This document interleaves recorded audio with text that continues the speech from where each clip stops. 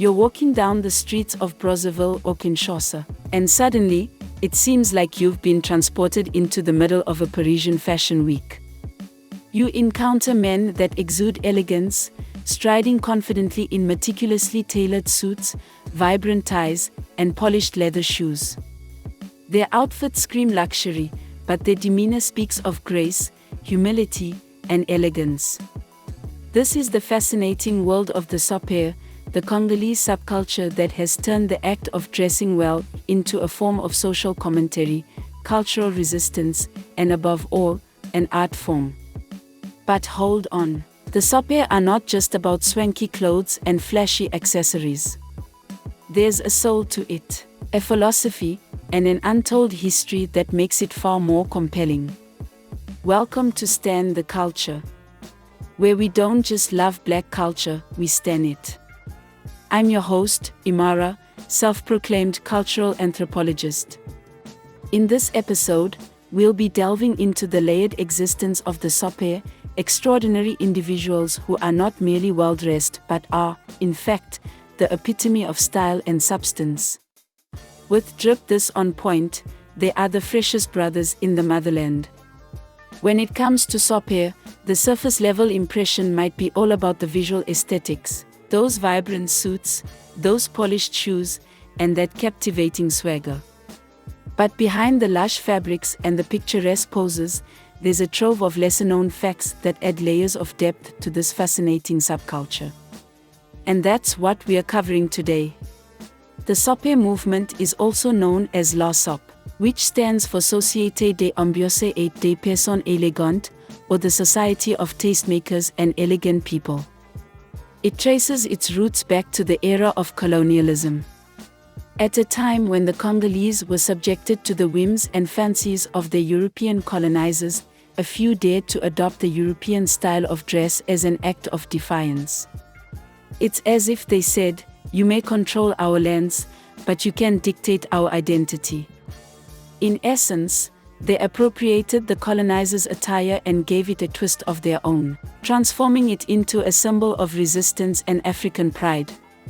The movement gained momentum during the post-independence era, especially in the 1960s and 70s, when Congolese musicians like Papa Wemba championed La Sop as an intrinsic part of the modern Congolese identity. While Papa Wemba is often cited as the godfather of the Sapeurs movement, the synergy between Congolese rumba, soukous, and La Sop is deep-rooted.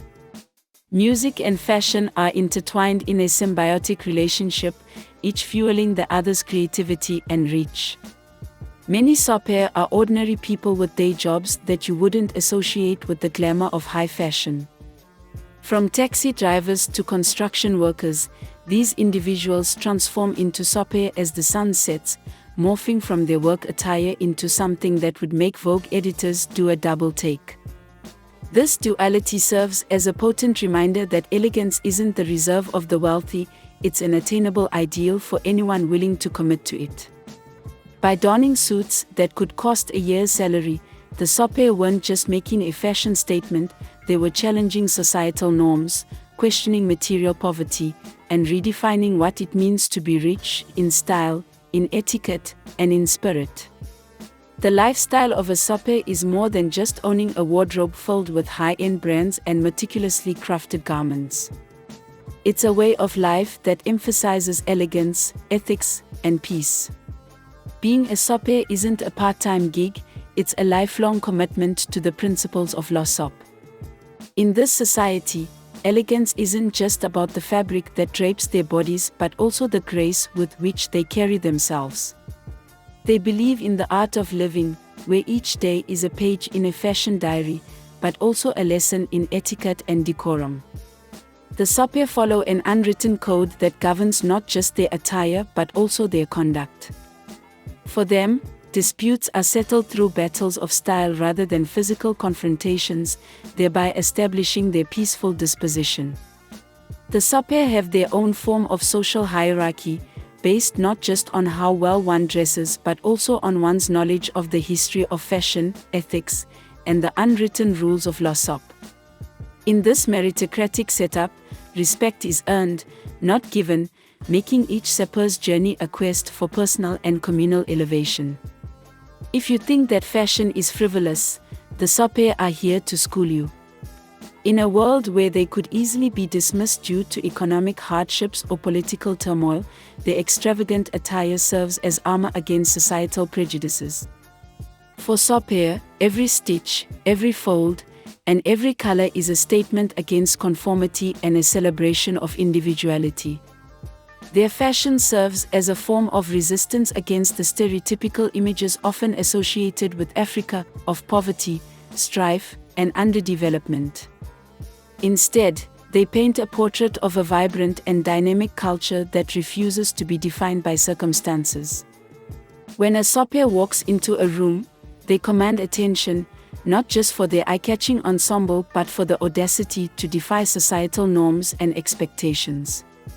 The act of dressing up becomes a political act, a silent yet powerful protest against the limitations imposed upon them.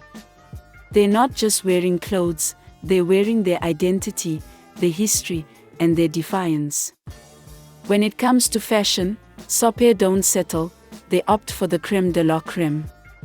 Brands like Gucci, Dolce & Gabbana, and Hermès are not just tags but badges of honor in their world.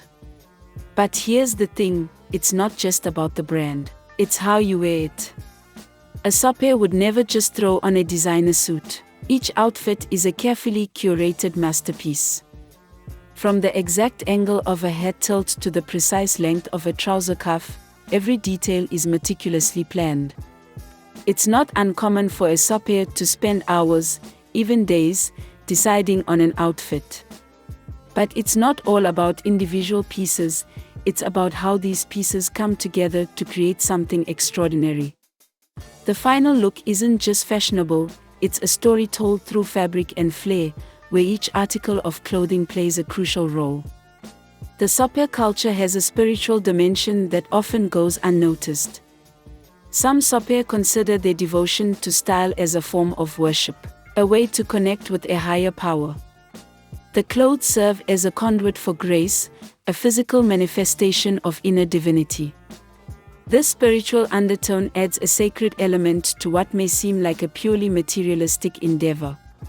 Sapeurs also practice salongo, a weekly grooming ritual where they meticulously clean their clothes and polish their shoes. This isn't just about maintaining a wardrobe, it's a meditative practice that allows them to reflect on their lives and aspirations.